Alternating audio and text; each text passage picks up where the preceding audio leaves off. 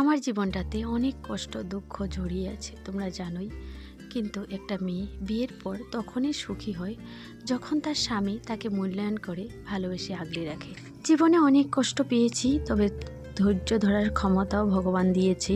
সব কিছুই ভগবানের ওপর, তার উপর বলবো আমার স্বামীর ওপর। আমার স্বামী আমাকে অনেকটা আগলে রাখে, বুঝে, অনেক সাহস দেয়। হ্যাঁ, বলতে পারো ভাগ্য করেই এমন স্বামী পেয়েছি।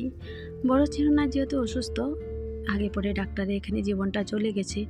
অনেক কঠিন পরিস্থিতিতে গেছি বা এখনও যাচ্ছি, সবটা তোমাদের সাথে শেয়ার করতে পারছি না, যেহেতু আমি ব্লগ তেমন করে আপলোড করতে পারি না বা শর্টও দিতে পারি না, তাই তোমাদের সাথে সবটা শেয়ার করা হয় না। এই জার্নিটা শুধু সোনার পাপার জন্যই আমি কাটিয়ে উঠতে পারছি। 200 না একটা ছোট বাচ্চা আর একটা এর অসুস্থ সন্তান নিয়ে একাই দেখাশোনা করতে হচ্ছে। না, আমাকে কিন্তু মা চেয়েছিল বা দিদিও বলেছিল চলো আমাদের এখানে চলে যাই, কিন্তু সোনার পাপা যেতে দেয়নি, কারণ বড় সোনার মেডিকেল এখানেই, আর মেডিকেল ওখান থেকে অনেকটা দূরে হয়ে যায়, তাই কিন্তু যাইনি।